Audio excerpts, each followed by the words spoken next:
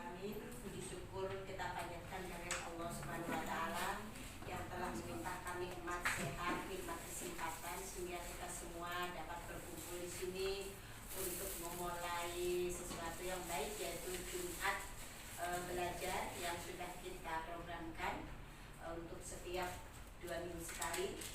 Semoga acara ini menjadi suatu pembiasaan yang baik untuk kita menjadi lebih baik dalam rangka mendidik anak-anak.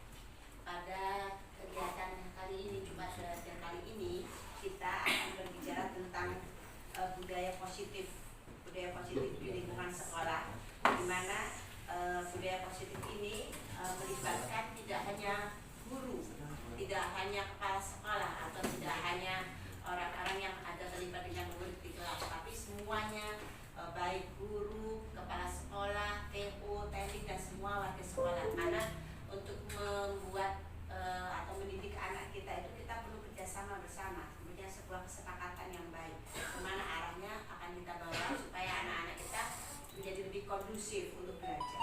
Nah, pada kali ini kita akan diberikan pencerahan oleh Pak Fauzi, guru penggerak kita, yaitu tentang dalam materi diseminasi budaya positif di lingkungan sekolah, dan di mana materi ini sebenarnya merupakan materi yang ada di kurikulum Merdeka atau PMM dan juga di guru penggerak.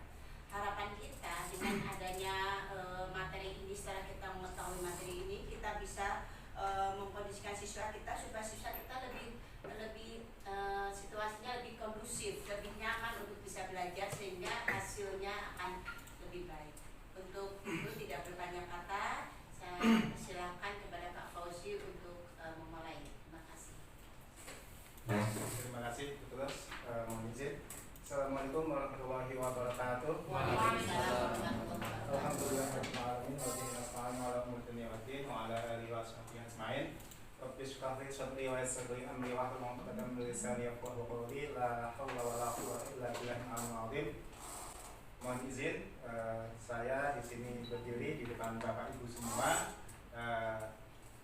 Niat hati bukan untuk menggurui Bapak Ibu semua, tapi di sini memang tugas saya sebagai calon guru penggerak untuk bisa menyebarkan pemahaman mengenai budaya positif kepada Bapak Ibu semua, dan mungkin nanti ketika Bapak Ibu membuka PMM, Bapak Ibu juga akan menemukan materi ini di PMM. Yang terhormat Bapak Jazuli MMPD selaku Kepala Sekolah SDN Ragunan 0 Cipagi, Ibu Sri Sulianti selaku Wakil Kepala Sekolah SDN Ragunan 0 Cipagi, Bapak Ibu semua, Bapak Ibu guru serta tenaga kependidikan SDN Ragunan 0 Cipagi yang saya hormati. Perkenankan, saya di sini berdiri untuk menyampaikan diseminasi budaya positif. Ya. Di sini saya mengutip sebuah perkataan, bila kita ingin membuat kemajuan perlahan, sedikit-sedikit ubahlah sikap atau perilaku Anda. Namun, bila kita ingin memperbaiki cara-cara utama kita, maka kita perlu mengubah kerangka acuan kita. Ubahlah bagaimana Anda melihat dunia, bagaimana Anda berpikir tentang manusia. Ubahlah paradigma Anda, skema pemahaman dan penjelasan aspek-aspek tertentu tentang realitas. Kita tahu sekolah kita bangunan sudah megah, sedikit-sedikit mulai sudah tertata. Tapi apalah artinya semua kalau memang di pembangunan SDM-nya tidak ada? Karena sejatinya anak itu juga butuh yang namanya kenyamanan dalam belajar, dan kita semua dalam bekerja juga membutuhkan kenyamanan dalam bekerja. Nah, di sini bagaimana untuk menciptakan kenyamanan di sekolah kita akan sedikit-sedikit mengupasnya nanti. Nah, kemudian dari situ kita mungkin sekarang sering istilahnya diam di tempat atau stuck hanya diam di zona nyamannya saja. Kalau kita ingin berubah, ya kita harus berani mengambil resiko, kita harus berani beranjak sedikit demi sedikit untuk kita melakukan perubahan. Ya, di sini ada sebuah pertanyaan, silakan Bapak Ibu jawab mengenai perubahan contoh pergeseran paradigma pembelajaran di abad 21. Silakan diklik. Nah, di sini paradigma pembelajaran dari yang lama ke yang sekarang itu apa sih bedanya? Oke, kita belum berisi. 1 menit. Nah, seperti apa sih sebenarnya proses pergeseran paradigma pembelajaran di abad 21? Apakah proses pembelajaran terjadi pada tempat dan waktu tertentu? Tidak kan? Saat ini pembelajaran bisa dilakukan di mana saja. Di pembelajaran abad 21 itu pembelajaran bisa di mana saja, kapan saja, dan menggunakan sumber apapun. Kemudian tujuan utama menitik beratkan pada penguasaan materi. Apakah selama ini hanya menitik beratkan pada materi? Tentunya tidak. Di kurikulum Merdeka ini yang kita titik beratkan bukan hanya adanya penguasaan materi saja, tetapi yang kita titik beratkan adalah adanya penanaman karakter, yaitu berkarakter profil pelajar Pancasila. Kemudian berorientasi pada guru, itu juga sekarang sudah bukan zamannya lagi.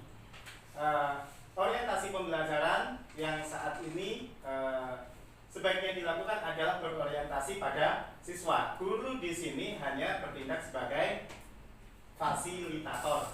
Kemudian menyesuaikan konteks kehidupan peserta didik. Ini adalah yang memang saat ini harus ditanamkan kepada siswa atau pembelajaran yang sebaiknya kita lakukan. Kita hidup di Jakarta, tidak mungkin mengajari anak-anak untuk mencangkul di sawah, karena di Jakarta tidak ada sawah. Kemudian sesuai dengan kodrat zaman kita dengan zaman anak-anak kita itu sudah sangatlah berbeda. Kita tidak bisa, istilahnya tidak relevan lagi kita mengajari anak sesuai dengan zaman kita, masa kita. Kalau sekarang anak istilahnya sudah sangat melek dengan yang namanya teknologi. Jadi kita kalau misalnya tidak mau menggunakan teknologi itu, ya kita akan ketinggalan dengan anak. Namun ya kembali lagi, teknologi bukan satu-satunya sumber pembelajaran.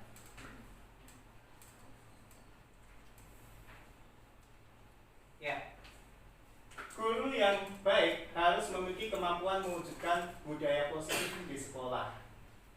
Budaya positif itu dapat dijalankan dengan menerapkan konsep inti seperti disiplin positif, memahami motivasi perilaku manusia berkaitan dengan hukuman dan penghargaan, posisi kontrol sebagai guru, pembuatan keyakinan kelas atau sekolah, dan menerapkan segitiga restitusi dalam penyelesaian masalah. Ini nanti kita akan bahas di slide berikutnya. Nah, yang akan kita bahas mengenai budaya positif ini ada perubahan paradigma belajar, kemudian ada disiplin positif, ada motivasi perilaku manusia, ada kebutuhan dasar, ada posisi kontrol restitusi, ada keyakinan kelas, dan penerapan segitiga restitusi. Yang pertama adalah perubahan paradigma belajar. Ini sebenarnya mohon maaf kenapa tulisannya saya pakai hitam, sebenarnya ini ada backgroundnya lagi, cuman tidak masuk. Nah, perubahan paradigma pembelajaran ini merupakan pergeseran antara stimulus respon menjadi teori kontrol. Pembelajaran dirancang berdasarkan prinsip pembelajaran yang berpihak pada murid dan berdiferensiasi. Ini yang sekarang sedang digaung-gaungkan adalah pembelajaran berdiferensiasi, yaitu pembelajaran yang memang bisa memenuhi kebutuhan semua siswa yang ada di kelas. Kemudian sehingga setiap murid akan belajar sesuai dengan kebutuhan dari tahap perkembangannya untuk menjadi manusia yang bisa meraih keselamatan dan kebahagiaan yang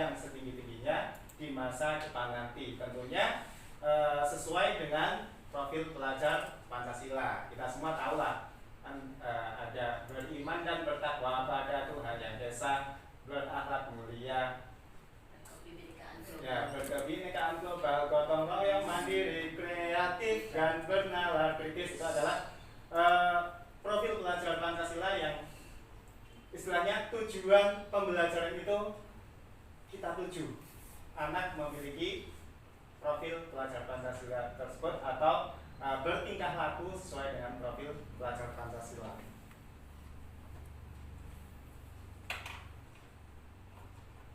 Kemudian ada disiplin positif. Sebenarnya apa disiplin positif itu? Yaitu cara penerapan disiplin yang mengajarkan anak bertanggung jawab dan menumbuhkan kesadaran diri berdasarkan nilai-nilai kebajikan. Disiplin positif lebih ke arah disiplin diri yang dapat mengontrol diri dalam melakukan segala tindakan. Nah, disiplin positif dapat membuat siswa memahami dan menyadari berdasarkan motivasi internal, bukan akibat dari paksaan, ujian, ataupun hukuman. Nah, seringkali kita gini, kalau di kelas, anak-anak, tugas ini silahkan dikerjakan. Nanti siapa-siapa yang memang bercanda saat mengerjakan tugas ini, bintang akan saya copot. Tapi siapa yang nanti bisa mengerjakan tugas ini dengan tertib, akan Pak Guru tambah bintang. Saat ini Pak Guru ada tugas di kantor, jadi Pak Guru harus turun ke kantor. Nah, itu kita kan sering banget seperti itu. Atau anak-anak siapa yang memang nanti dapat nilai 100 akan Bapak kasih uang 10.000, gitu kan. Misalnya di ulangan, gitu kan. Saya sendiri sering, oh ternyata yang seperti ini salah. Kenapa? Yang seperti itu mengakibatkan adanya motivasi eksternal. Nah, tugas kita adalah bagaimana menumbuhkan rasa atau motivasi internal itu kepada siswa, bukan berdasarkan hukuman ataupun ujian, tapi memang berdasarkan kesadaran dari siswa.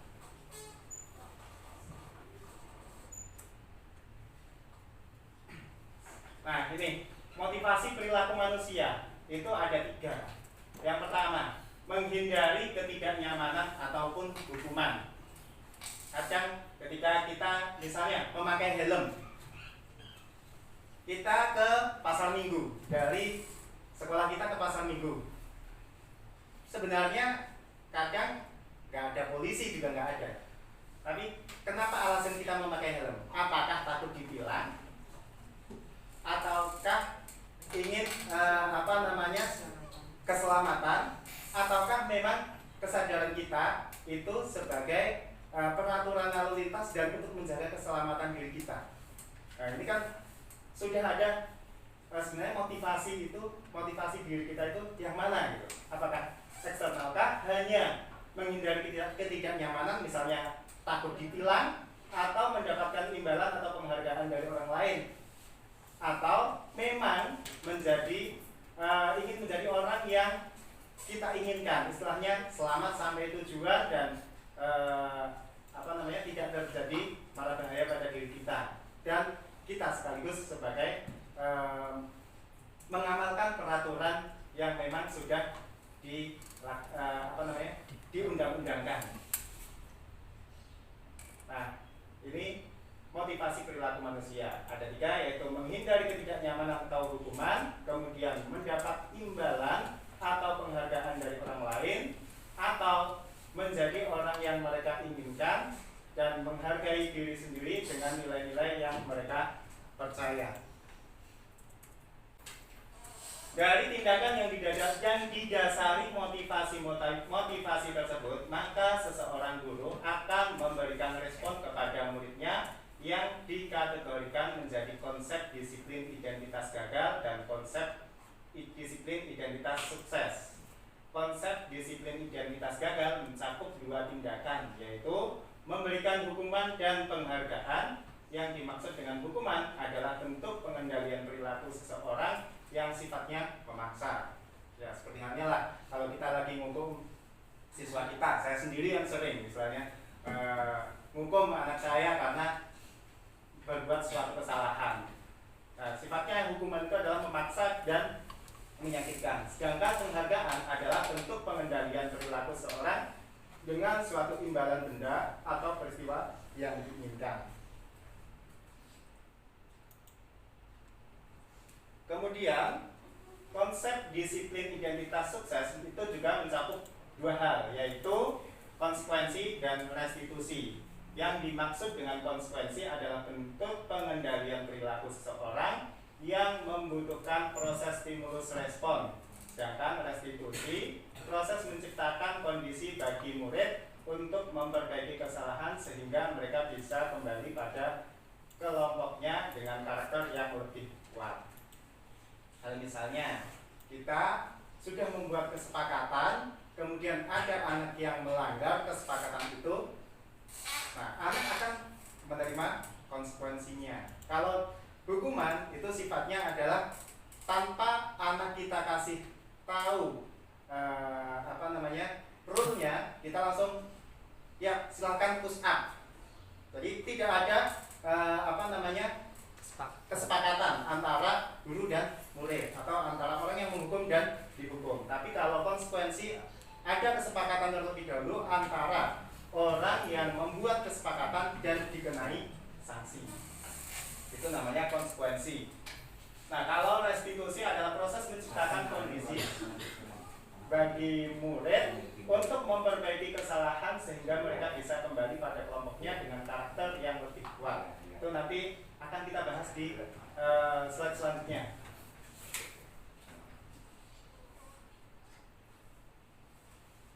Nah, ini perbedaan antara hukuman, konsekuensi, dan restitusi. Kalau hukuman itu tidak terencana atau sifatnya tiba-tiba. Kemudian murid tidak tahu apa yang akan terjadi atau tidak dilibatkan. Kemudian bersifat satu arah seperti tadi. Pokoknya saya nggak mau tahu, karena kamu melanggar, kamu dapat hukuman. Gitu. Kemudian berupa hukuman fisik atau psikis. Kecil banget ini, karena di situ saya misalnya sharing jadi bisa masing-masing. Ya. Nah, sedangkan konsekuensi adalah terancang, disepakati sesuai dengan peraturan yang ada. Peraturannya seperti apa? Kalau yang melanggar akan mendapatkan yang seperti apa? Nah, itu namanya konsekuensi, bukan hukuman. Kemudian murid tetap dibuat tidak nyaman, tetapi ketidaknyamanan itu sudah berdasarkan kesepakatan, bukan tiba-tiba. Kemudian sikap guru selalu memonitor murid. Jadi konsekuensi ini sifatnya guru itu punya data-datanya. Nah, ya. Kemudian restitusi, proses menciptakan kondisi bagi murid untuk memperbaiki kesalahan. Proses kolaboratif yang mengajarkan murid untuk mencari solusi sendiri. Itu restitusi. Jadi restitusi ini kita mengajak murid untuk berdialog dan mencari solusinya secara bersama-sama. Itu namanya restitusi. Kalau konsekuensi tadi sudah ada kesepakatan di awal. Kalau hukuman tanpa adanya rencana atau tiba-tiba sifatnya. Selamat berjumpa kembali. Kali ini kita sampai di modul hukuman versus konsekuensi versus restitusi. Kita akan belajar mengenai konsep hadiah dalam praktik pendisiplinan murid. Apakah ibu bapak guru suka memberikan hadiah kepada murid? Terkadang kita merasa cara ini efektif dalam memotivasi murid untuk disiplin. Kita pun terus mengulangi sistem pemberian hadiah ini. Sebenarnya bagaimana ya dampak pemberian hadiah ini kepada murid dalam upaya praktik pendisiplinan?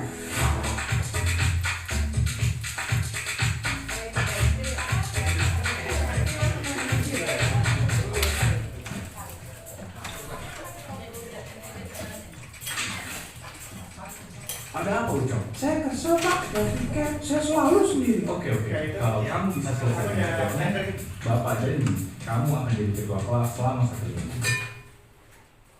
Pak, aku hari ini mau bikin lagi. Kopi bisa ya Pak?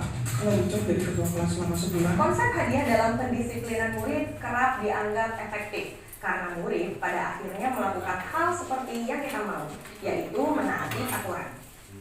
Mungkin selama ini kita percaya bahwa dalam pendidikan murid harus bersakit-sakitan dulu, bersenang-senang kemudian. Murid harus menunda kesenangan dengan melakukan tugasnya, menunaikan tanggung jawabnya dulu. Setelah itu, guru akan memberi imbalan. Konsep penundaan hadiah pada murid ini pernah dilakukan oleh Walter Mischel, seorang psikolog di tahun 1960-an. Ia mengadakan satu eksperimen yang bernama eksperimen marshmallow. Di dalam ruangan, mereka diberi 1 buah marshmallow dan diminta menunggu selama 15 menit. Jika berhasil menahan diri, maka anak itu akan diberi 2 buah marshmallow. Hasilnya, sebanyak 200 anak berhasil dalam eksperimen ini.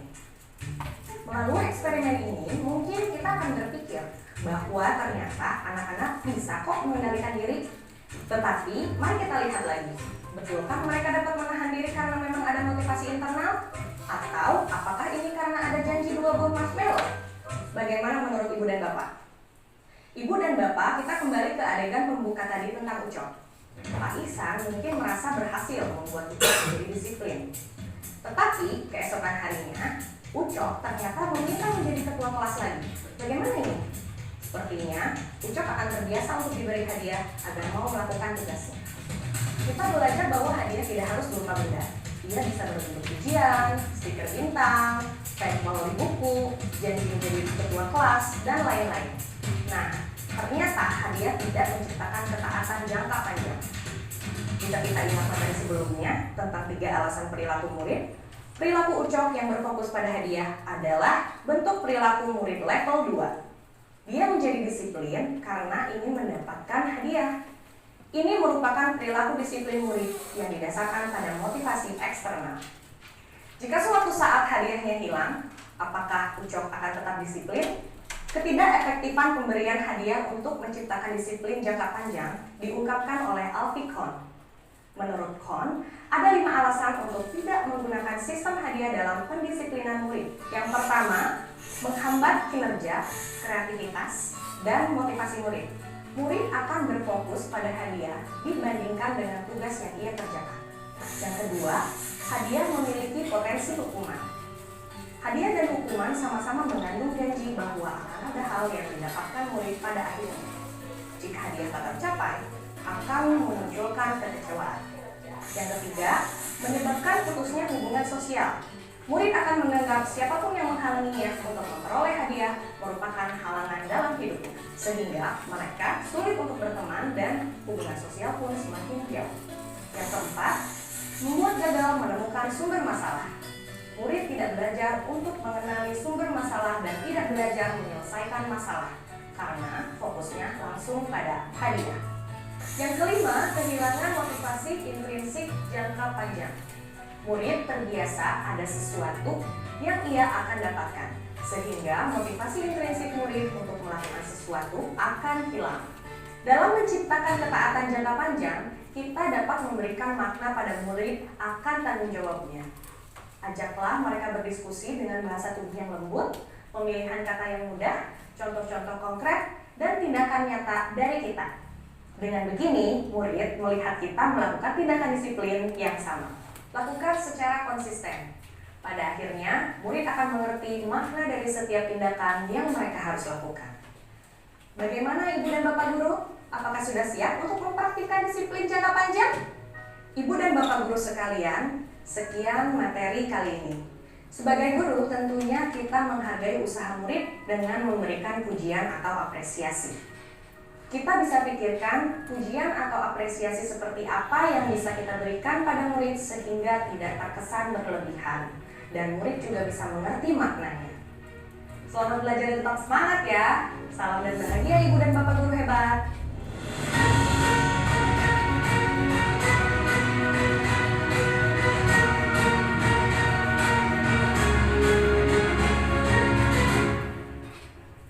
Ya, itulah tadi sekilas mengenai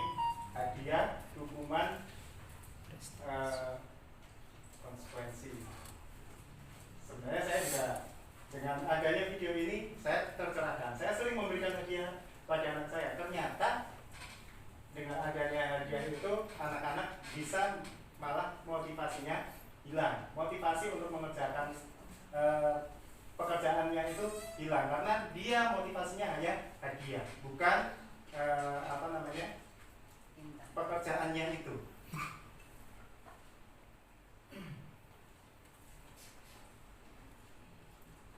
Ya, kebutuhan dasar manusia di sini yang kita tahu ada 5. Yang pertama yaitu kebutuhan untuk bertahan hidup atau survival, kemudian kasih sayang dan rasa diterima, kemudian ada kebebasan, kemudian ada kesenangan, ada penguasaan. Jadi anak-anak itu tentunya ketika mereka datang ke sekolah, kemudian mereka istilahnya tidak riang, tidak gembira seperti anak-anak yang lainnya, itu pasti mereka memiliki masalah, dan masalah itu tentunya salah satu dari kebutuhan kebutuhan dasar mereka itu, 5 kebutuhan dasar mereka itu ada yang tidak tercukupi. Mungkin dari rumah mereka tidak sarapan, atau mungkin dari rumah mereka sudah diomeli, atau mungkin rasa kebebasannya itu kurang, atau kesenangannya tidak tercukupi, atau yang lainnya.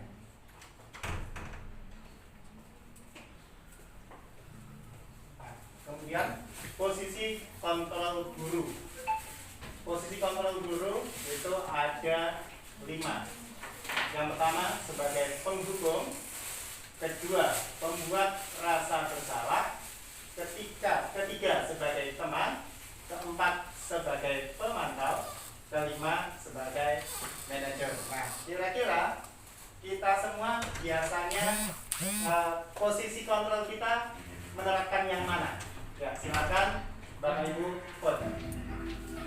Apakah penghukum, atau pembuat rasa bersalah, atau teman, atau pemantau, atau manajer? Ini bisa pilih 5-5-nya. Kalau memang kita pernah menerapkan semua.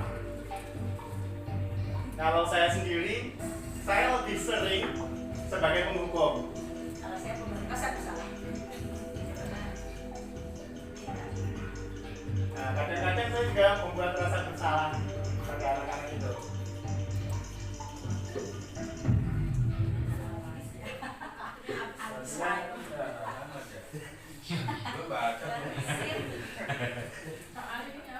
Pertanyaan selesai. Nah, ini ada yang sebagai penghukum, ada yang sebagai teman, ada yang sebagai pemantau, dan ada yang sebagai manajer. Lalu sebenarnya paling bagus itu sebagai apa sih? Nah, kita akan pelajari di selanjutnya. Kita akan sama-sama menyimak video tentang posisi kontrol guru.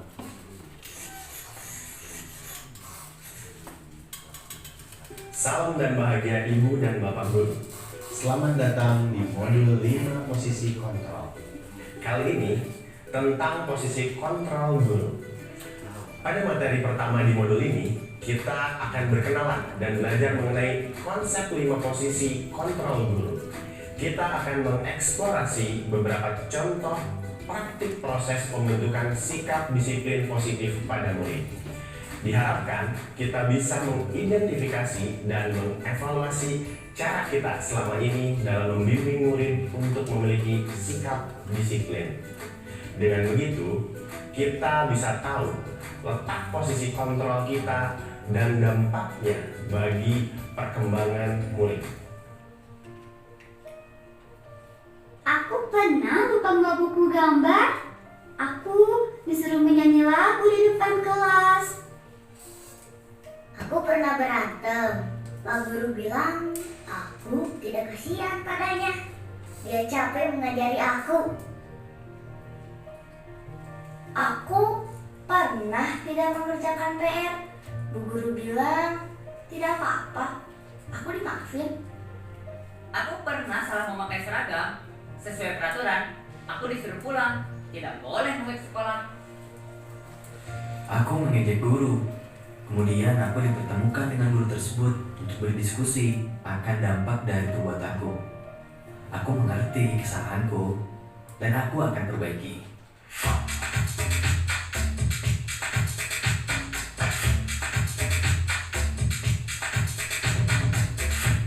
Apa nih reaksi ibu dan bapak mendengar cerita tentang mereka?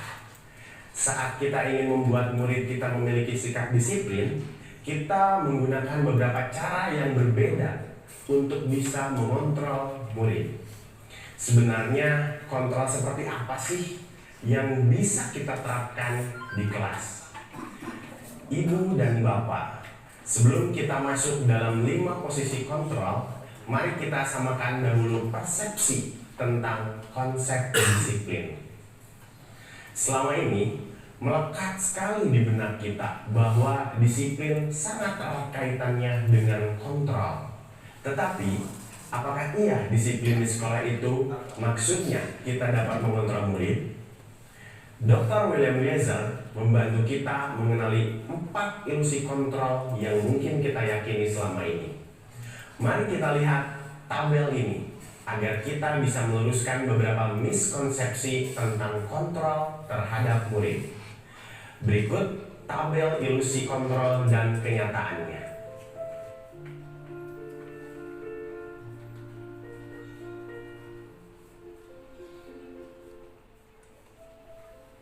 Guru dapat mengontrol murid, tapi kenyataannya murid mempunyai hak memilih.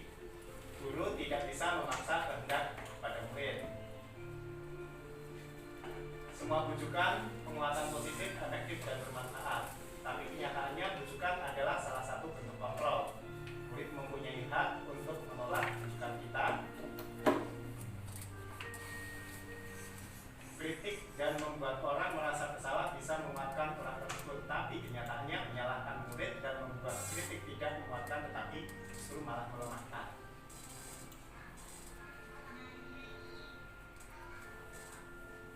Orang dewasa punya hak untuk memaksa, tapi kenyataannya orang dewasa tidak bisa mengontrol murid. Perilaku memaksa tidak akan efektif pada jangka panjang. Dengan meluruskan miskonsepsi tentang kontrol terhadap murid, kita bisa mengubah pandangan kita bahwa manusia memiliki kebutuhan yang berbeda. Kita juga memahami bahwa setiap orang memiliki gambaran dan pandangan yang berbeda tentang segala hal. Mari kita sadari bahwa kita tidak bisa mengontrol orang lain. Diri kita lah yang bisa kita kontrol. Dengan menyadari bahwa setiap manusia mempunyai tujuan dalam perilakunya, kita bisa selalu mempunyai model berpikir win-win solution. Tidak perlu ada yang kalah dalam interaksi manusia. Ini juga lah yang perlu kita ingat saat kita berinteraksi dengan murid kita, terutama saat mereka berbuat pelanggaran disiplin. Kita tidak perlu mempunyai rasa ingin menang atas murid kita. Mari membimbing mereka untuk lebih memaknai perilakunya melalui 5 posisi kontrol dulu. Ya, itu tadi mengenai 5 posisi kontrol dulu kita. Jadi kita sering melakukan 5-5-nya sebenarnya.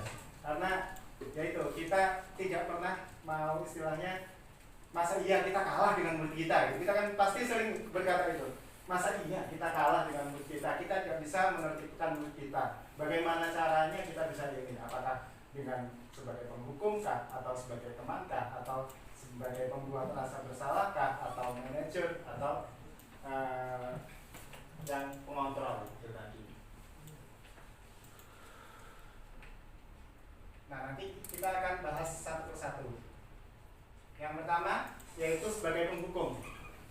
Seorang penghukum biasanya menggunakan hukuman fisik maupun verbal. Entah itu ngata-ngatain muridnya, entah itu hukum fisik, suruh push up, suruh lari, atau suruh jalan jongkok. Itu kan zaman dulu banget. Nah, orang-orang yang menjalankan posisi penghukum senantiasa mengatakan bahwa sekolah memerlukan sistem atau alat yang dapat lebih menekan murid-murid lebih dalam lagi. Jadi biasanya nunjuk-nunjuk, kemudian suruh jalan jongkok, suruh berdiri di depan kelas. Nah, biasanya suruh begini kan, atau suruh spot jam. Nah, itu adalah tipe-tipe penghukum. Dan hukuman itu tadi kembali lagi ke awal, hukuman itu tidak ada korelasinya dengan kesalahannya. Bahkan juga sebenarnya hukuman tersebut biasanya tidak dikomunikasikan terlebih dahulu terhadap murid atau tidak ada kesepakatan. Ya, silakan. Di sini ada satu pertanyaan mengenai berikut ini. Respon guru ketika berperan sebagai penghukum, tapi yang kecuali.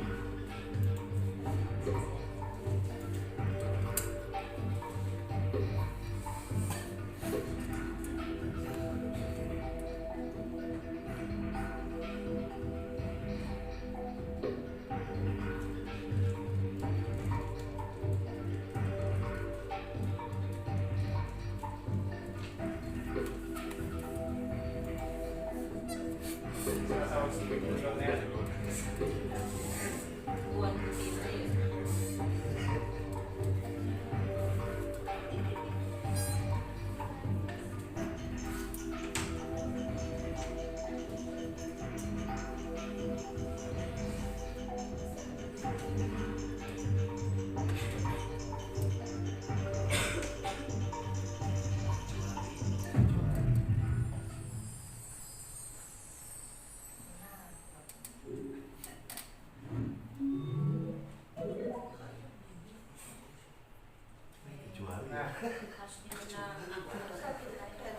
Cepetan aku tuh, Bu. Apakah menghadik?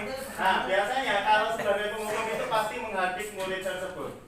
Menunjuk-nunjuk iya, menyakiti iya, dengan baik itu menggunakan hukuman fisik ataupun ucapan. Iya, ini ngerti visual. Nah, iya biasanya saya sama Butuh gitu kan, ketika yasinan atau senam atau upacara kalau belum begini, anak belum diam. Nah, itu sebenarnya posisi kita salah, yaitu sebagai penghukum. Anak tidak akan muncul motivasi intrinsiknya. Mereka hanya takut pada kita. Ketika kita nggak ada atau ketika salah satu di antara kita semua nggak ada seperti itu, bertindak seperti itu, anak tetap akan kecicilan. Seperti kelasnya Bu. Kelas saya pun juga sama sebenarnya. Lalu posisi kedua yaitu pembuat rasa bersalah. Pada posisi ini biasanya guru akan bersuara lebih lembut. Kalau tadi ketika penghukum biasanya keras, kamu tuh gimana sih? Sudah diberitahu tapi malah ngeyel. Nah, itu biasanya penghukum. Nah, tapi kalau sebagai pembuat rasa bersalah, itu mereka akan bersuara lebih lembut. Pembuat rasa bersalah akan menggunakan keheningan yang membuat orang lain merasa tidak nyaman, bersalah, dan rendah diri. Nah, misalnya,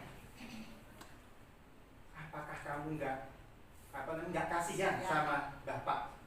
Bapak itu sudah nyoba merelakan nggak makan istilahnya, nggak makan nggak istirahat turun. Harusnya kan bapak turun, tapi ternyata kamu di kelas malah seperti ini. Nah, itu istilahnya membuat anak akan merasa bersalah atas tindakan yang dia lakukan.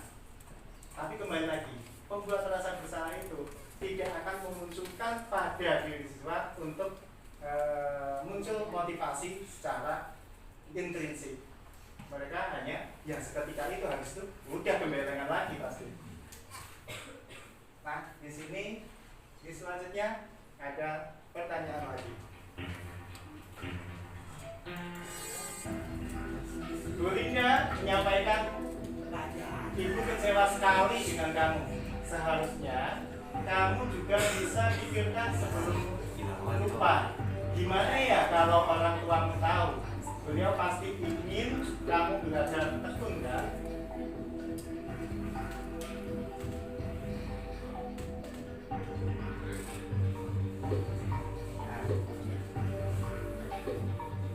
Apa dampak bagi murid atas pertanyaan dari Yunda?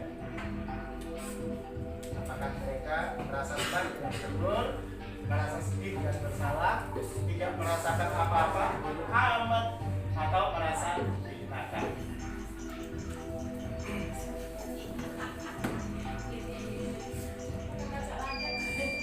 Waduh, ikut aja jawab ya. Ikut aja jawab nih Anda.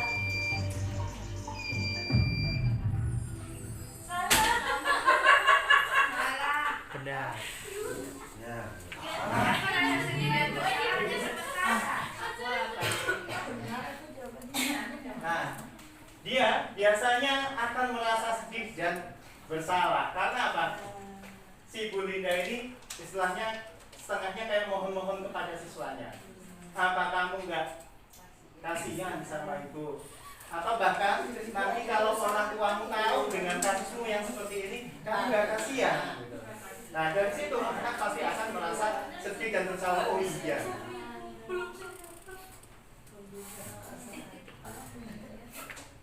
Nah kita lanjut ke posisi kontrol selanjutnya, yaitu sebagai teman. Di sini guru bertindak dengan tidak menyakiti murid, namun akan tetap berupaya ngobrol dengan murid melalui persuasi. Jadi gurunya lebih santuy, diajakin ngobrol, ya oke lah, nggak apa-apa lah, santai aja. Posisi teman pada guru bisa negatif ataupun positif. Positif di sini berupa hubungan baik yang terjalin antara guru dan murid. Guru dalam posisi teman menggunakan hubungan baik dan humor untuk mempengaruhi seseorang, karena di sini sifatnya persuasif. Bagaimana si anak dinasehati tapi dia tidak merasa dinasehati, karena guru di sini sebagai teman. Nah,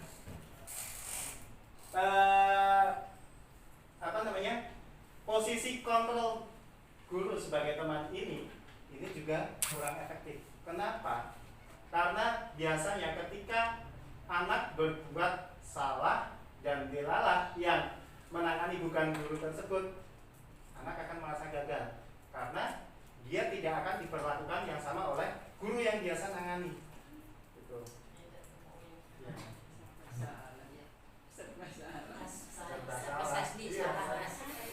Nah, di sini pertanyaannya, cara mana yang digunakan guru ketika memposisikan sebagai teman?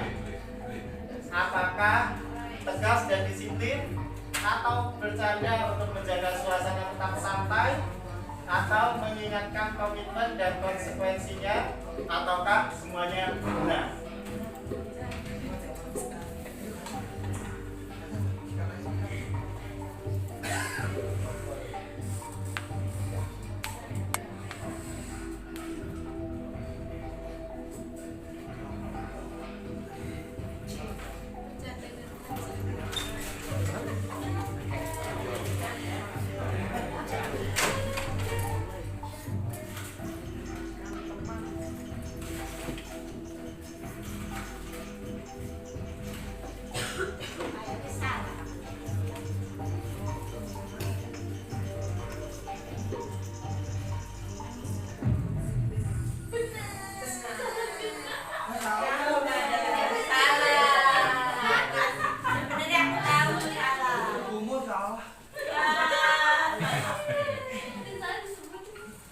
Masih di pucuk lah. Gak ada, kalau saya memberikan hadiah berarti motivasi intrinsipnya gak keluar dong. Ya kasihan saya dia. Nah, kalau sebagai dia bertindak tegas dan disiplin itu biasanya adalah posisi dia sebagai penghukum. Oh, salah soal saya. Saya pikir saya. Kalau mengingatkan komitmen dan konsekuensinya, itu nanti biasanya dia sebagai pengontrol. Oh, maksudnya arahnya ke sana. Nah, karena biasanya si pengontrol ini ada data, kemudian ada konsekuensi. Kalau si ini harusnya guru yang istilahnya biasanya ngajakin bercanda tadi. Anaknya seakan-akan kita nasihati, tapi dia tidak tidak merasa kalau dinasihati, tapi nanti istilahnya tetap masuk nasihat itu ke anak. Gitu. Oke, next. Di sini sebagai pemantau. Nah, ini yang pengontrol atau pemantau. Memantau berarti mengawasi. Pada saat kita mengawasi, kita bertanggung jawab atas perilaku orang-orang yang kita awasi. Ya, tentunya murid kita. Saat kita mengawasi anak-anak kita, pasti kita ya tanggung jawab. Posisi pemantau berdasarkan pada peraturan-peraturan dan konsekuensi. Jadi ada peraturan yang mengikat dan konsekuensi dari pelanggar peraturan itu apa? Itu bagi seorang pemantau itu selalu berpegang teguh pada itu. Dengan menggunakan sanksi atau konsekuensi, kita dapat memisahkan hubungan pribadi kita dengan murid sebagai seorang yang menjalankan posisi pemantau. Nah, kalau ini ya, kita misalnya ketika tidak menggunakan atribut lengkap, kalau dulu kan kita pisahkan, itu yang kita menerapkan sebagai pemantau. Kita pisahkan barisannya, kemudian barisan yang tersendiri itu sebagai sebuah konsekuensi atas tidak lengkapnya atribut. Tapi lagi-lagi ternyata posisi ini salah. Karena yaitu karena biasanya tidak menyadarkan diri secara intrinsik, karena ya memang hanya takut saja ketika mereka akan dipisahkan barisannya atau mendapatkan sanksi. Nah, pertanyaan selanjutnya.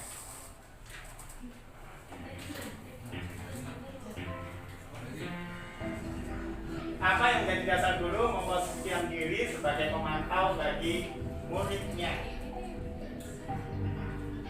Nah, apakah A. tata tertib dan kesetiakawanan, atau kesepakatan, atau konsekuensi, atau kesepakatan dan konsekuensi?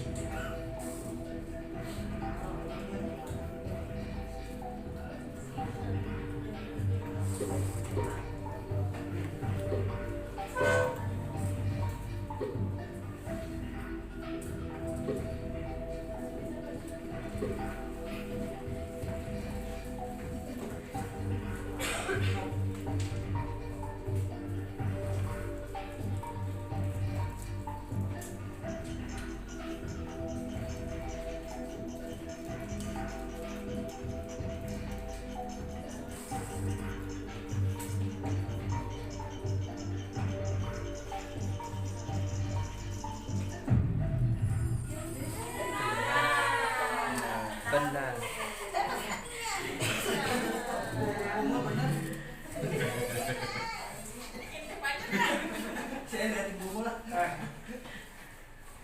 Biasanya adalah berdasarkan kesepakatan dan konsekuensi. Kalau kesetiakawanan itu adalah Teman. posisi kita sebagai teman.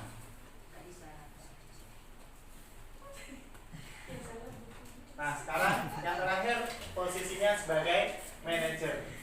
Guru berbuat sesuatu bersama murid, mempersilahkan murid mempertanggungjawabkan perilakunya, dan mendukung murid agar dapat menemukan solusi atau permasalahannya sendiri. Posisi manajer ini mengacu pada restitusi yang dapat menjadikan murid sebagai manajer bagi dirinya sendiri, sehingga tercipta identitas positif atau berhasil pada diri murid.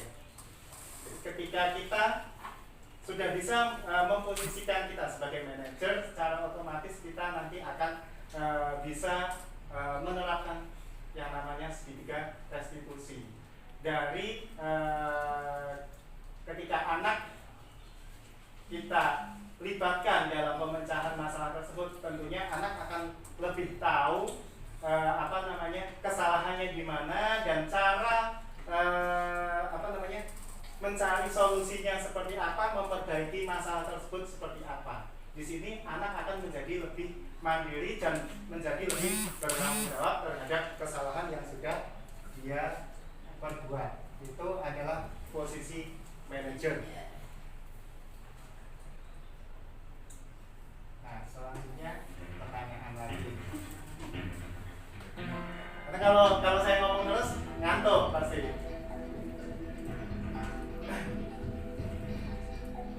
Pertanyaan mana di bawah ini yang mencirikan guru sebagai manajer? Apakah mengapa kamu tidak mengerjakan tugas? Atau apa yang bisa kamu lakukan untuk menyelesaikan tugas? Atau kenapa tugasnya kok belum selesai? Apa cukup jawabanmu kamu seperti ini? Nah, mana yang merupakan sebagai manajer?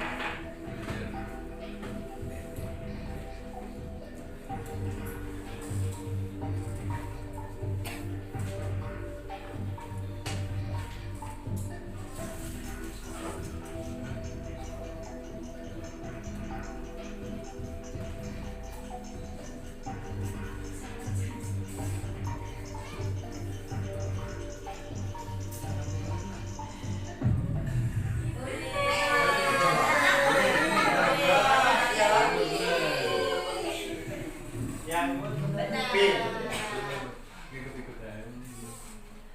Nah, apa kamu bisa melakukan apa yang bisa kamu lakukan untuk menyelesaikan tugas ini? Itu adalah apa namanya posisi kita sebagai manajer. Kita mengajak siswa tersebut untuk mencari jalan keluarnya seperti apa.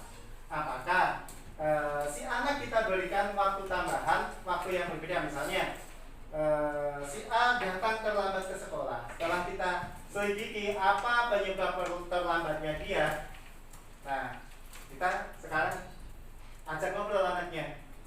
Kenapa kok kamu terlambat? Kemudian apa yang menyebabkan kamu terlambat? Terus kalau kamu terlambat, apa yang nantinya harus kamu lakukan? Jadi kita ajak ngobrol aja. Nah, dari sini, oh ternyata si anak pasti akan bisa bro. Oh. Kira mau bertanya. Apa namanya? Angkat tangan bertanya.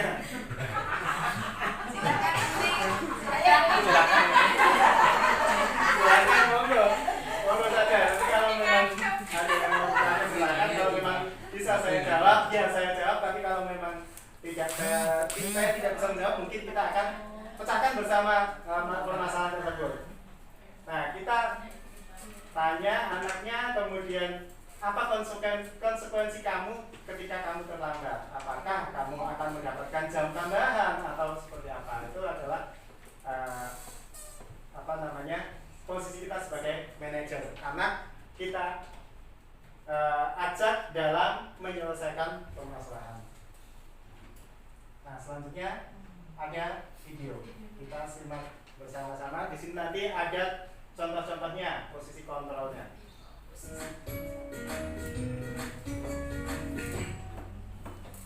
Salam bahagia Ibu dan Bapak guru hebat. Dalam penerapan disiplin positif restitusi, salah satu program yang dikembangkan adalah 5 posisi kontrol. 5 posisi kontrol dalam restitusi adalah proses perjalanan seorang pendidik agar dapat mengenali dirinya. Pada video kali ini, kita akan membahas tentang 5 posisi kontrol yang dikembangkan oleh Diane Gosser dan contoh penerapannya.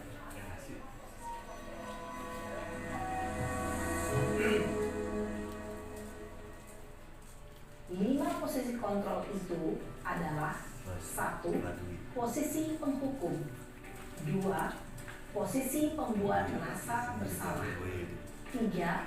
Posisi teman. 4. Posisi pemantau atau monitor. Dan 5. Posisi manajer.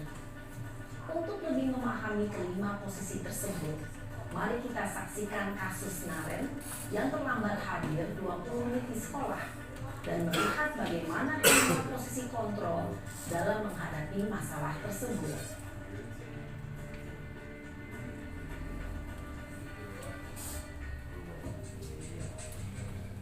Nah, ini posisi sebagai penghukum.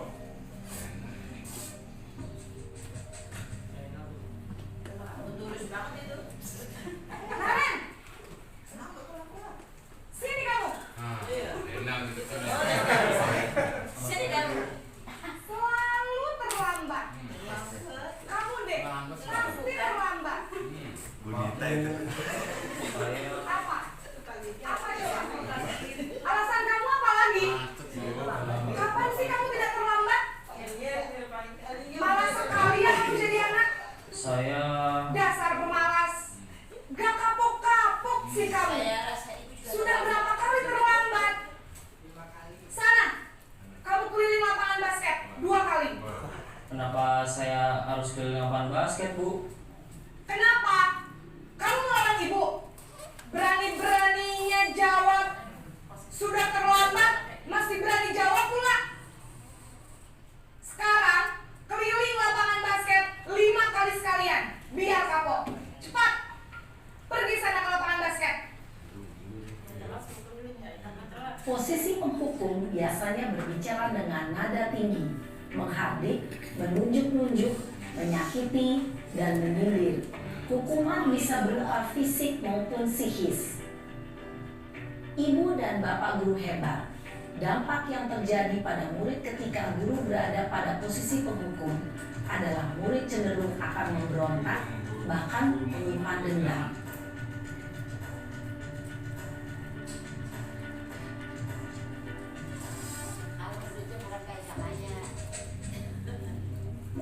Nah, ini sebagai membuat rasa bersalah. Naren!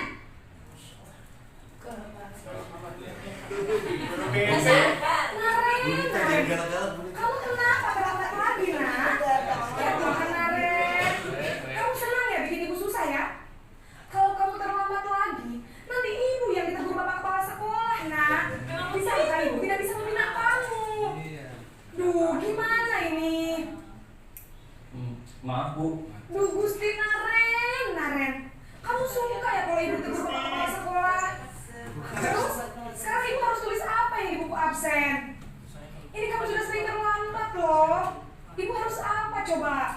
maaf Bu, maaf sekali. Ya sudah, lain kali jangan bikin ibu susah lagi ya nak ya. Ibu tidak akan kuat lagi kalau kamu begini terus. Bisa jantungan kalau ibu tegur bapak kepala sekolah. Sana cepat ke kelas. Maaf ya Bu, maaf sekali. Posisi pembuat rasa bersalah berbicara dengan nada tenang, cenderung lembut. Namun kata-kata yang diutarakan membuat murid merasa menjadi orang yang gagal, memandang buruk dirinya sendiri, merasa tidak berharga, dan tidak sanggup membahagiakan orang lain. Tenang tapi Ketika dalam. guru mengambil posisi pembuat rasa bersalah, murid akan menganggap dirinya yang bersalah dan ia akan menyimpan emosi negatif tersebut di dalam dirinya. Naranya baik, coba naranya kayak sama lain. Posisi teman. Naren lagi.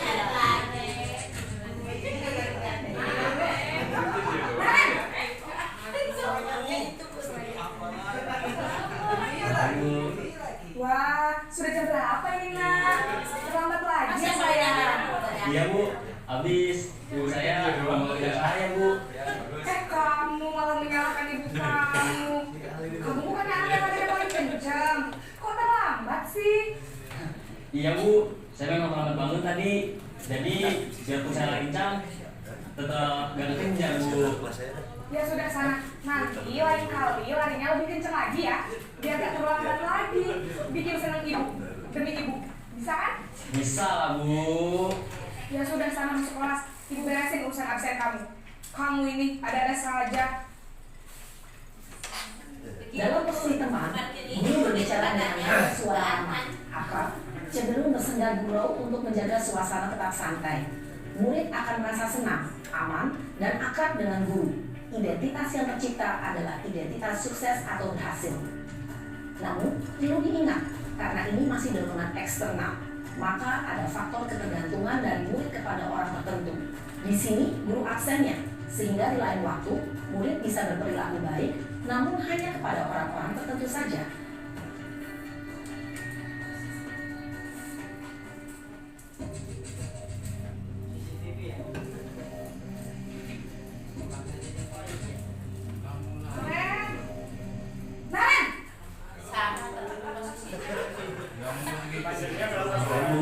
Naren, apa peraturan sekolah kita tentang jam berapa kita harus masuk sekolah, nak?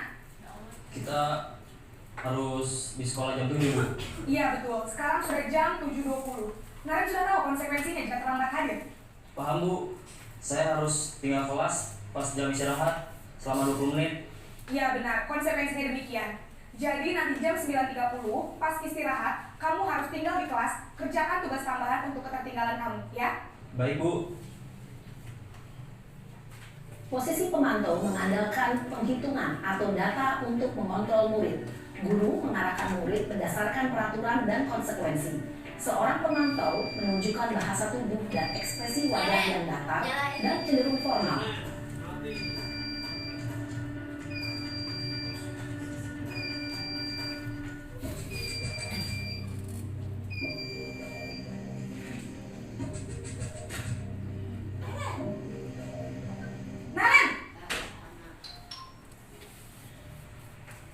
Selamat pagi Bu. Selamat pagi Naren. Maaf Bu, saya terlambat. Iya, sekolah masuknya jam 7, sekarang sudah jam 7.20. Jadi sekarang bagaimana ini, Naren? Maaf Bu, saya lupa setel alarm saya semalam. Baiklah, menurut kamu, keyakinan sekolah yang mana yang perlu kamu tingkatkan? Menghargai diri sendiri dan orang lain mungkin ya Bu. Setuju. Jadi, apakah Naren meyakini prinsip saling menghormati tersebut? Iya Bu, saya meyakininya. Apakah Naren bersedia memperbaiki masalah keterlambatan ini? Bersedia Bu. Bagaimana kamu akan perbaiki masalah keterlambatan ini? Saya akan coba untuk tidak lupa menyetel alarm saya Bu. Baik, kalau Naren lupa menyetel alarm di rumah, ada orang yang kira-kira bisa bantu mengingatkan tidak? Ada Bu, kakak saya, Kak Emma. Ada lagi selain Kak Emma? Selain Kak Emma, ada ibu saya. Baik, jadi yang mengingatkan Naren adalah Kak Emma dan ibu kamu ya? Kira-kira akan mulai setel alarm kapan nih Naren? Setelah pulang sekolah, akan segera saya lakukan. Baik, jadi Naren akan setel alarm untuk bangun besok pagi dan akan diingatkan oleh kakak dan ibunda Naren ya? Ada lagi yang mungkin perlu dilakukan Naren? Agar tidak terlambat bangun lagi. Tidak ada Bu. Baik Naren, terima kasih untuk kerjasama kamu. Sekarang kamu perlu kembali ke kelas untuk belajar. Baik Bu, terima kasih. Posisi manajer adalah posisi kontrol yang disarankan untuk membimbing murid memiliki sikap disiplin yang positif, yaitu murid yang mandiri, bertanggung jawab, dan dapat memecahkan masalah. Tujuan dari posisi ini adalah agar murid dapat berefleksi atas tindakannya. Guru akan dengan tulus memberikan pertanyaan-pertanyaan bermakna, sehingga membuat murid dapat belajar dari kesalahannya dan mencari sebuah solusi untuk menyelesaikannya. Ibu dan Bapak guru hebat, setelah mengamati adegan kelima posisi kontrol tadi, kira-kira posisi mana yang paling ideal? Posisi mana yang dapat menunjang motivasi intrinsik murid? Ya, tentu posisi manajer. Posisi ini memang posisi ideal yang ingin dituju setiap pendidik. Pada posisi inilah, guru dapat menerapkan disiplin positif yang berpihak pada murid, yang memerdekakan murid. Perjalanan seorang pendidik tentunya tidak mudah untuk sampai pada posisi seorang manajer. Namun, tujuan kita pasti, yaitu menciptakan murid-murid yang mandiri, merdeka, dan bertanggung jawab.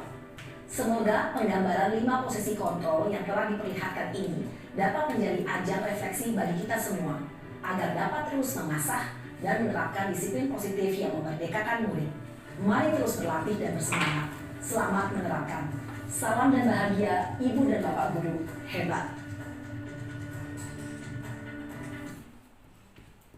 Untuk selanjutnya yaitu mengenai keyakinan kelas, keyakinan sekolah atau keyakinan kelas. Di sini guru membuat kesepakatan dengan murid untuk membentuk kesepakatan kelas. Ini namanya keyakinan kelas. Kemudian kesepakatan kelas merupakan pernyataan universal, mudah diingat dan dipahami oleh semua warga kelas. Sebenarnya apa perbedaan antara keyakinan kelas atau keyakinan sekolah dengan peraturan? Ada yang bisa membantu menjawab? Ya, boleh mungkin. Ya, silakan. Kalau peraturan itu biasanya yang membuat itu hanya satu pihak, Ya. pihak penyelenggara atau sekolahnya. Sedangkan kalau keyakinan kelas itu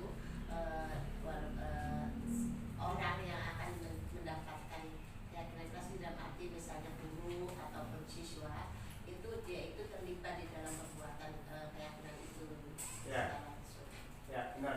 Jadi kalau peraturan itu biasanya ada orang yang membuat, satu orang yang membuat tanpa adanya kesepakatan. Peraturannya seperti ini loh, anak-anak ketika nanti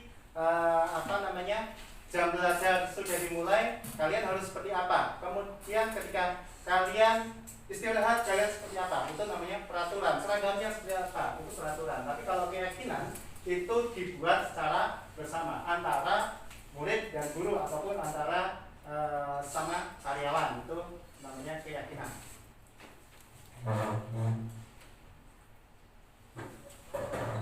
Ya, terus lagi silakan untuk peraturan kelas atau keyakinan kelas K. Kalimat berikut: kembalikan barang ke tempatnya.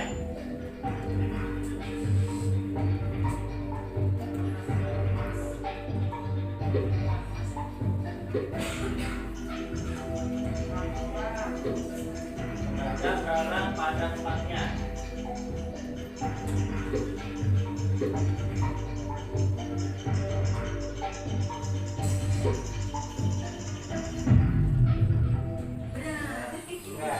Itu adalah peraturan. Kenapa peraturan? Karena di situ misalnya dibuatnya sepihak. Kemudian misalnya sebuah kalimat perintah, itu peraturan. Nah, satu lagi.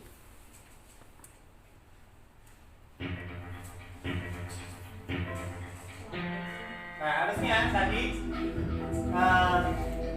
bukan kembalikan barang pada tempatnya, tapi menjaga kelas agar tetap rapi. Itu namanya sepakatan.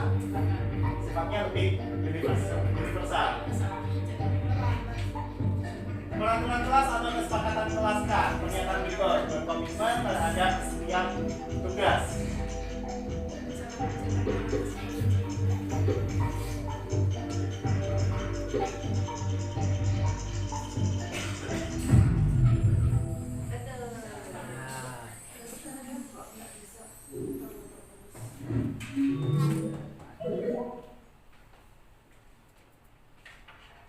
Nah, ini adalah kesepakatan kelas. Kenapa? Karena biasanya kalau kalimat peraturan kelasnya adalah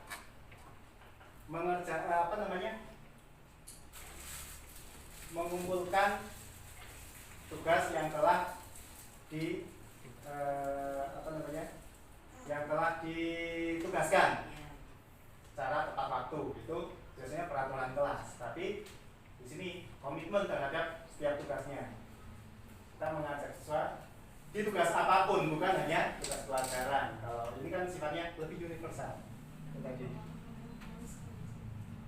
Nah, mengapa keyakinan kelas bukan peraturan kelas? Tadi sudah dijawab oleh Bu Tulus bahwa keyakinan kelas itu sifatnya dibuat bersama-sama. Sedangkan peraturan kelas biasanya dibuat secara sendiri oleh yang memimpin. Pembentukan keyakinan kelas yang pertama harus bersifat abstrak, berupa pernyataan yang universal, dibuat dalam pernyataan positif. Jadi tidak boleh menggunakan kata-kata tidak boleh atau harus atau apa istilahnya yang menggunakan kata negatif. Nah, harus menggunakan kata yang positif. Misalnya tidak boleh membuang sampah secara sembarangan, itu tidak boleh digunakan sebagai keyakinan kelas. Karena ada kata negatifnya yaitu tidak boleh. Kemudian sedikit saja akan mudah diingat. Misalnya senyum atau salam atau sapa itu istilahnya sederhana kalimatnya dan mudah diingat. Atau tertib lebih mudah diingat daripada harus membuat kalimat yang terlalu panjang. Sesuai dengan kondisi kelas dan sekolah sehingga mudah diterapkan. Kemudian semua warga sekolah atau warga kelas dilibatkan dalam membuat keyakinan kelas. Tadi kalau yang peraturan itu biasanya sudah ada yang menentukan. Nah, ini contoh disiplin positif atau keyakinan kelas yang kemarin saat lokakarya saya dan teman-teman menyusun, dan ini saya harus ngobrol ke Bapak mengenai disiplin positif ini apakah bisa diterapkan di sekolah kita. Yang pertama, budaya bersalaman setiap pagi, itu kita sudah lakukan. Kemudian penggunaan quotes, baik motivasi atau yang lainnya sebagai penumbuh motivasi belajar siswa. Kemudian bermain permainan tradisional di jam istirahat. Nah, ini kayaknya kita perlu ini. Karena apa? Untuk mengurangi anak-anak untuk berlari-larian di lapangan, di tangga. Kadang mereka tuh sering banget kelorotan. Kalau saya naik turun tangga itu mereka sedang lorot. Kadang dari lantai 3 itu sudah lorot, berani mereka. Kemudian English Day pada hari tertentu, misalnya ya menggunakan bahasa Inggris yang sederhana saja. Misalnya ketika mereka pamit ke toilet atau ketika mereka akan bertanya pas mengangkat tangan, atau ketika mereka berpapasan dengan temannya. Walaupun nanti bahasa selanjutnya menggunakan bahasa Indonesia itu tidak masalah. Kemudian zero waste. Seperti ragunan 8 itu kan sudah melaksanakan zero waste. Artinya sekolah tidak lagi menyediakan tempat sampah yang segitu banyaknya. Mereka ketika ada sampah mereka, ya mereka kantongi, mereka bawa pulang. Kemudian budaya berjabat tangan dengan teman. Budaya berjalan dengan tenang dan tertib dan antri. Nah, ini yang sebenarnya menurut saya kita perlu di sekolah kita tanamkan kepada anak-anak. Kenapa? Saat anak-anak bubar dari upacara atau senam atau rohis, itu biasanya mereka berlari. Nah, ini kemarin saya sudah tanya sama Ragunan 8 bagaimana cara membentuknya. Itu mereka setiap kali naik selama kurang lebih 50 hari kalau nggak salah, mereka membawa gelas aqua seperti itu, gelas plastik yang diisi oleh air. Nah, gurunya bareng di situ untuk mengawasi bersama kaptennya. Kemudian nanti ketika ada yang tumpah atau apa, mereka harus bertanggung jawab membersihkan tumpahannya. Berikut juga dia harus mengulang dari sama. Tapi mungkin kalau di kita sama, sebenarnya sama kan. Apakah kita siap apa enggak? Kayaknya nggak tahu nih. Tapi ya mungkin kalau memang kita berani mencoba, ayo aja kalau saya. Kemudian melaksanakan apel pagi setiap hari Rabu dan Kamis. Kalau hari Senin, Selasa itu kan kita ada upacara, ada senam, Jumat ada rohis. Nah, yang Selasa Rabu kan kita tidak ada. Nah, Ragunan 8 itu sudah melakukan ini. Tujuannya apa? Mereka untuk sifat kepemimpinan, menemukan sifat kepemimpinan. Kemudian tadi yang ketertiban itu. Kalau dulu kan ketika gedung kita jelek sebenarnya ada berbaris sebelum masuk kelas, tapi setelah gedung baru hilang. Nah, kemudian pembiasaan kata ajaib, maaf, permisi, tolong. Kemudian bertutur kata yang santun. Kemudian melafalkan doa pagi. Nah, kalau di kita kan sudah, cuman kalau saya di kelas saya tambah setiap pagi Asmaul Husna. Jadi tujuannya ya itu kan ketika anak lulus itu setidaknya memiliki profil pelajar Pancasila. Nah, yang kita tanamkan adalah beriman dan bertakwa itu. Nah, jadi di sini sebenarnya sudah mencakup, menurut saya sudah mencakup untuk menumbuhkan profil pelajar Pancasila. Nah, ini cuma contoh. Nah, kemudian yang terakhir yaitu segitiga restitusi dalam penyelesaian masalah. Dalam segitiga restitusi itu ada 3 tahapan. Yang pertama, menstabilkan identitas. Kedua, memvalidasi tindakan yang salah. Kemudian yang ketiga, menanyakan keyakinan.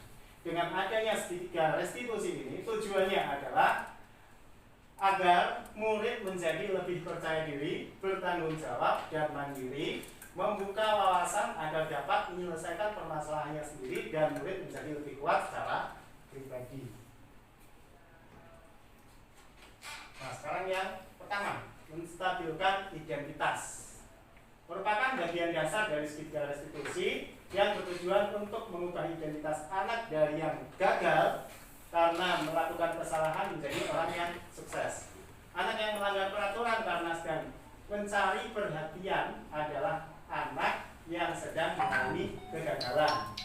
Dia mencoba untuk memenuhi kebutuhan dasarnya. Tadi kan kebutuhan dasar manusia itu kan ada 5 itu tadi. Namun ternyata ada benturan. Kalau kita mengkritik dia, maka kita akan tetap membuatnya dalam posisi gagal. Nah, bagaimana kita tugas kita itu bagaimana membuat posisi gagal itu menjadi sukses. Kalau kita ingin ia menjadi negatif, maka kita harus meyakinkan si anak. Jadi jangan malah kita pojokan itu kalau teorinya. Nah, biasanya kalimat-kalimat yang digunakan dalam menstabilkan masalah itu seperti ini. berbuat salah itu tidak apa-apa. Ini bukan berarti kita membenarkan kesalahannya. Kemudian tidak ada manusia yang sempurna. Kalau misalnya kayaknya kesalahan si anak, untuk kesalahan ini tidak cocok nih kalau kita gunakan berbuat salah itu tidak apa-apa. Kita bisa gunakan tidak ada manusia yang sempurna. Bahkan kita pun sering berbuat kesalahan gitu. Kemudian saya juga pernah melakukan kesalahan seperti itu. Kemudian kita bisa menyelesaikan masalah ini.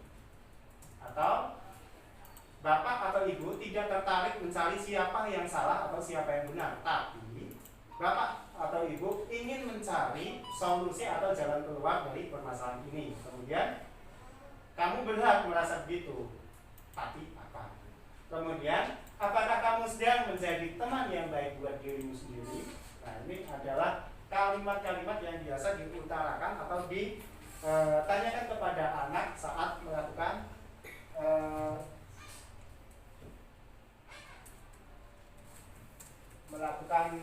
ini, menstabilkan identitas.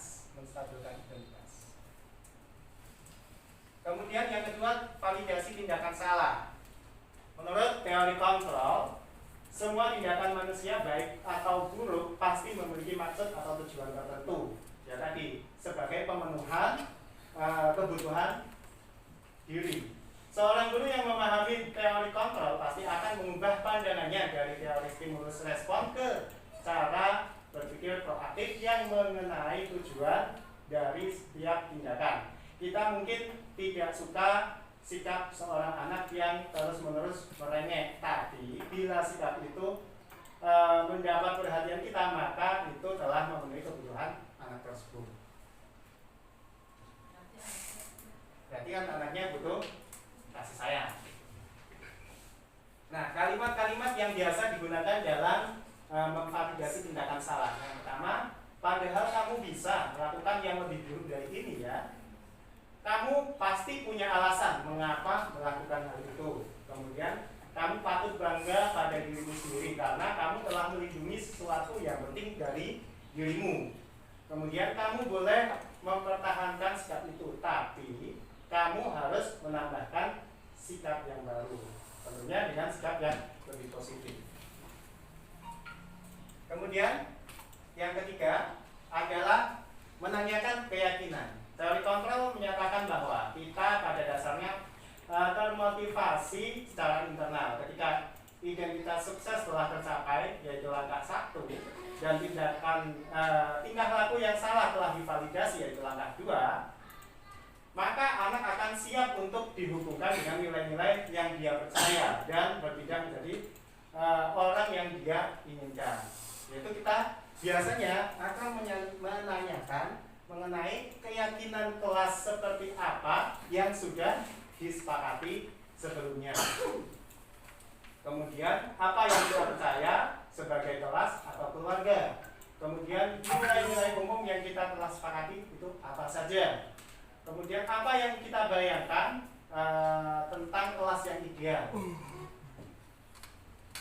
Kemudian kamu mau jadi orang yang seperti apa? Itu adalah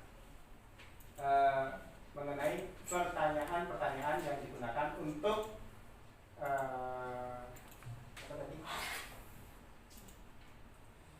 menanyakan keyakinan. Nah, di sini sebenarnya saya ada contoh kemarin, tapi saya sebutkan saja tentang konspirasi.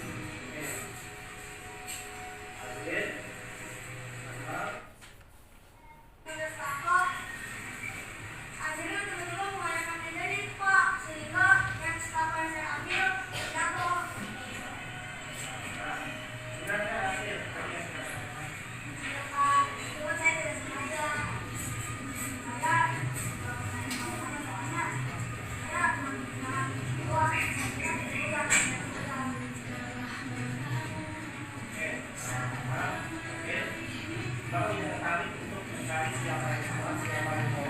Menstabilkan identitas. Kita tidak akan mencari siapa yang benar, siapa yang salah. Kita hanya ingin solusi dari yang sebenarnya.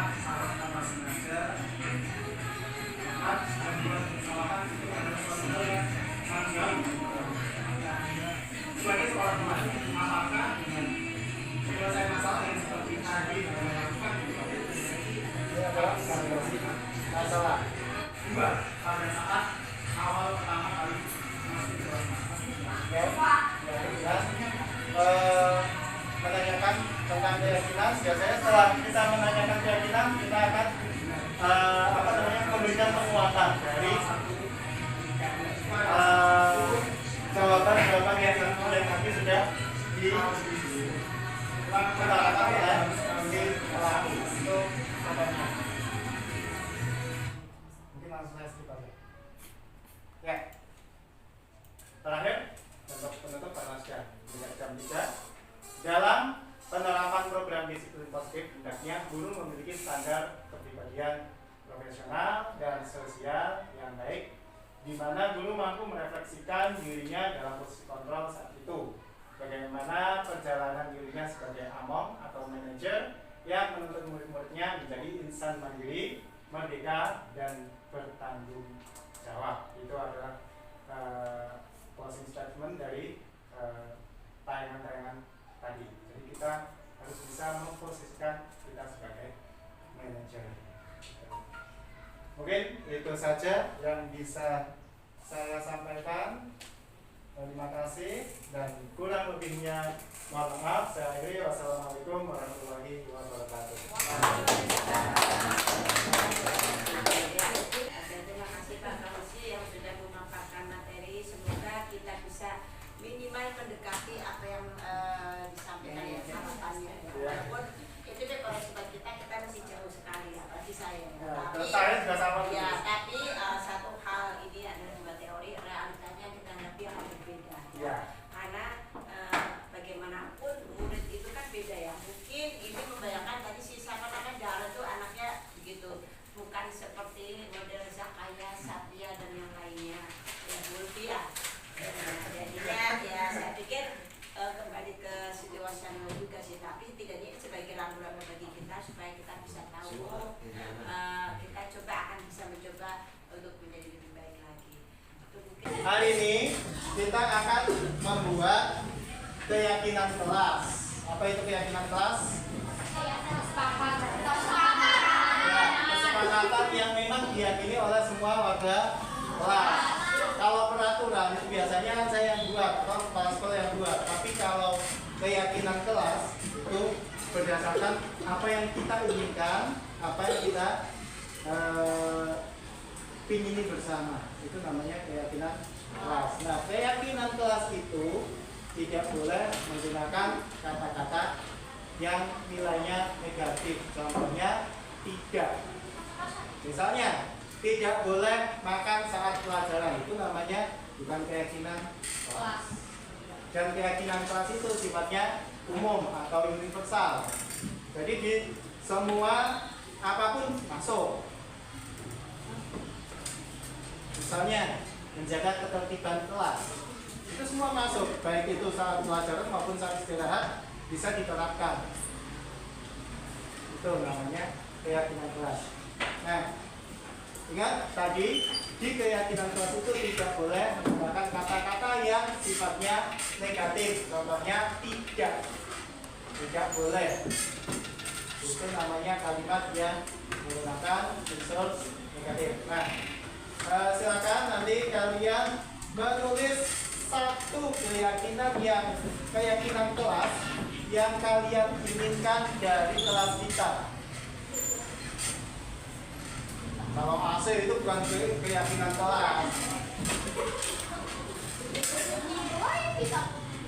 Keyakinan kelas. Jadi bukan keinginan di kelas kita itu pengen ada apa, itu bukan.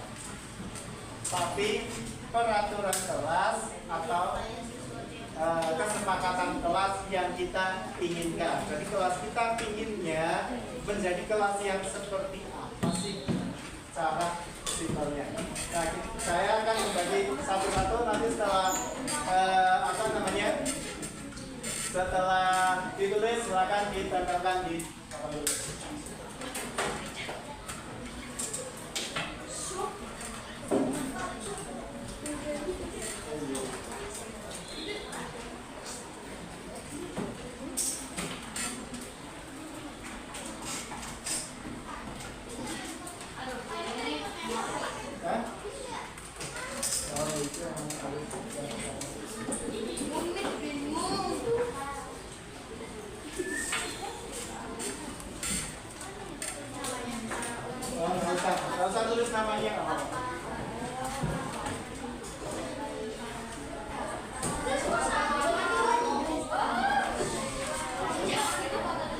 Jangan itu negatif. Tidak boleh. Jadi tidak menggunakan kata tidak boleh ataupun jangan.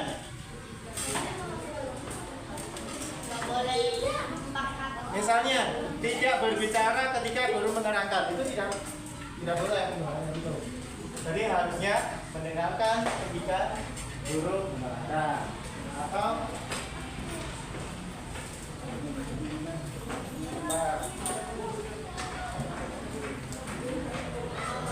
tidak boleh telat ketika mengumpulkan tugas, itu juga tidak boleh karena ada kata tidak. Harusnya mengumpulkan tugas tepat waktu.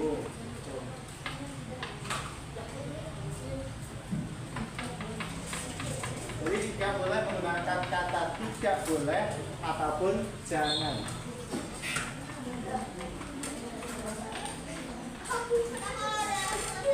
Ya, tempel.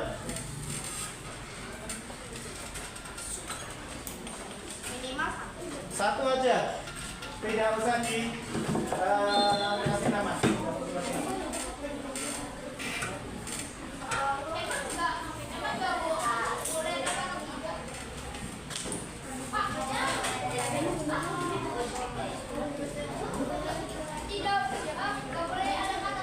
Ya, tidak boleh atau jangan itu tidak boleh.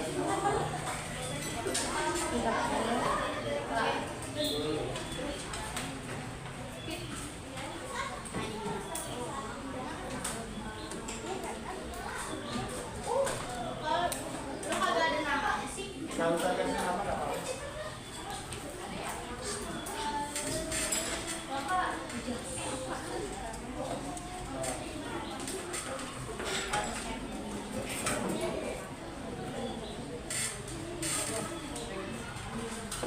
Ya, persamaannya dari itu yang tidak menggunakan kata.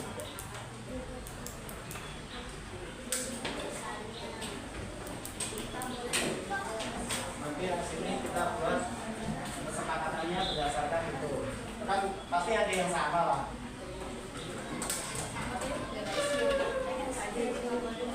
Apa?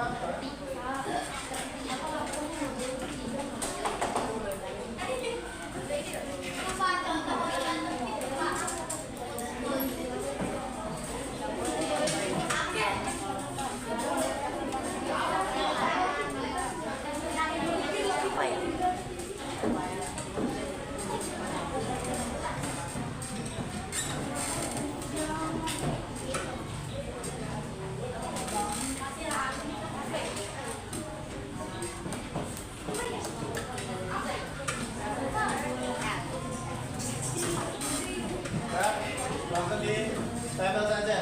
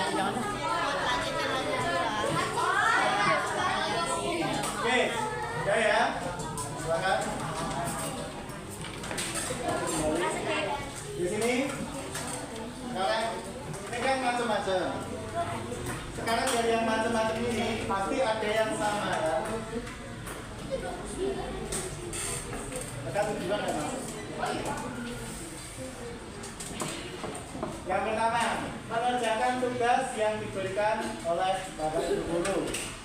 Sepakat atau tidak?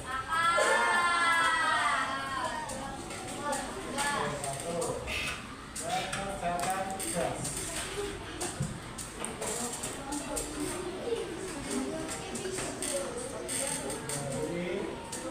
Guru. Kemudian mendengarkan ketika guru sedang menjelaskan. Sepakat atau tidak? Berarti apa kalau mendengarkan ketika sedang dijelaskan? Tertib, Bang. Tertib saat tertib saat guru tertib semuanya, baik itu di jam pelajaran maupun yang lainnya.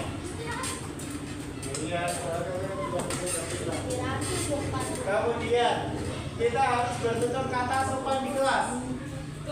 Berarti semangat nggak? Nah, berarti boleh nggak kita berkata-kata kasar?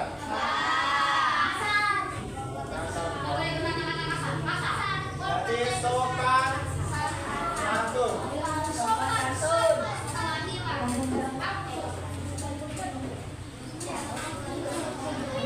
Mendengarkan atau memperhatikan berusaha menerangkan pelajaran. Oke ya? Oke. Tenang saat ujian berlangsung. Kita nggak ujian ya. Tertiblah, itu intinya bunyinya sama kan? Baik itu ujian maupun pelajaran tetap kita harus tertib. Kemudian menjaga ketertiban kelas, tertib lagi. Mengerjakan tugas tepat waktu. Tepat waktu aja ya kita ambilnya.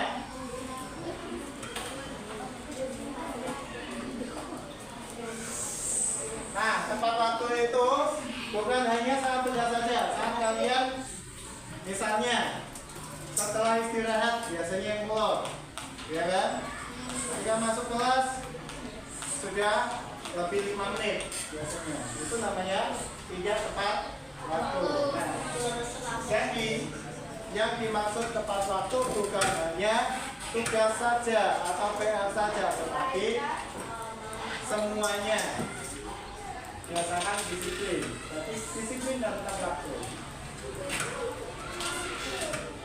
Kemudian tertib jika ada guru, tertib juga. Selalu berkata sopan dan selalu tepat waktu saat mengerjakan tugas. Jadi sopan dan sopan dan tepat waktu. Kemudian mengucapkan permisi jika lewat di depan teman guru. Sopan ya. Mendengarkan apa yang guru terangkan. Tertib, sopan, menghargai juga. Tambah satu ya, menghargai.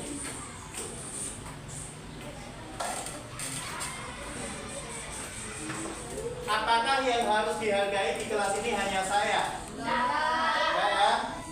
Berarti semuanya harus dihargai. Saya pun sama. Saya harus bisa menghargai kalian. Menghargai sesama.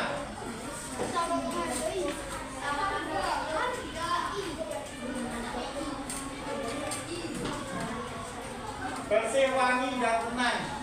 Untuk mengerjakan. Berarti menjaga kebersihan.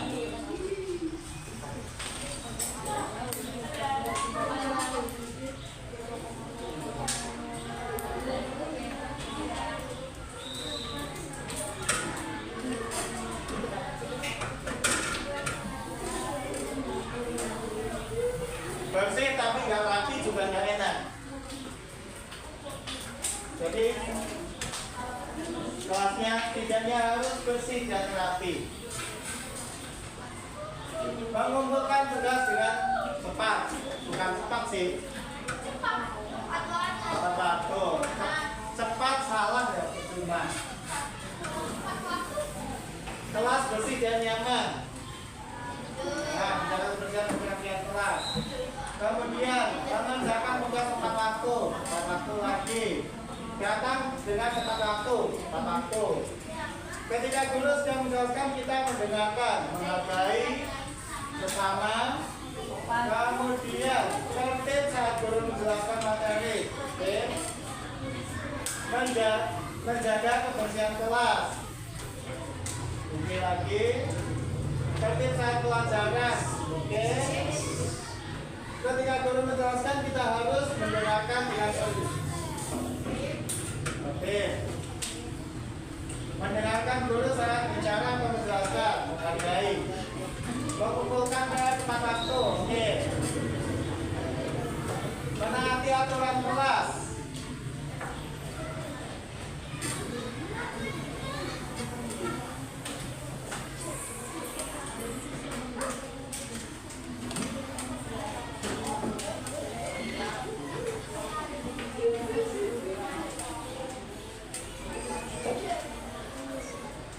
Terus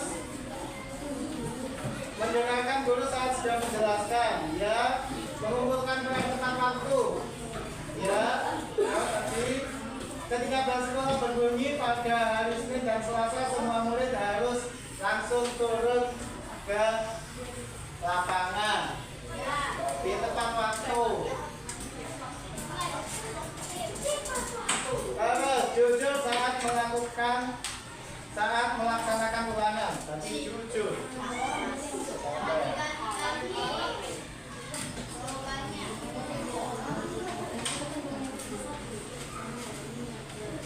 Kemudian tertib jika ada guru tertib. Nih, ya hasilnya ada 8 poin. Menurut kalian bagaimana?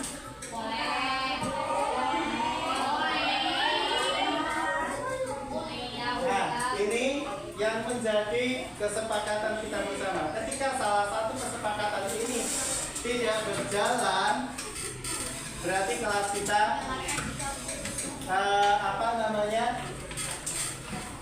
ada hak dari teman kalian yang memang tidak terlayani atau terdapatkan. Kalian ketika kalian sedang berbicara terus ada yang tidak menghargai, secara otomatis hak untuk dihargai ketika berpendapat dari salah satu di antara kita tidak dipenuhi. Sedangkan hak untuk menyampaikan pendapat itu sudah diatur oleh undang-undang kan? Nah, yang pertama, mengerjakan tugas dari guru. Tertib di kelas harus tertib. Jadi tidak ada, misalnya ketika belajar kita pelajarannya IPA, tapi ada yang main pianika, itu tertib atau tidak? Tahu ya. Kemudian sopan santun, tepat waktu, menghargai sesama, menjaga kebersihan dan kerapian kelas, menaati aturan kelas, dan terakhir jujur. Ada yang mau ditambah atau tidak?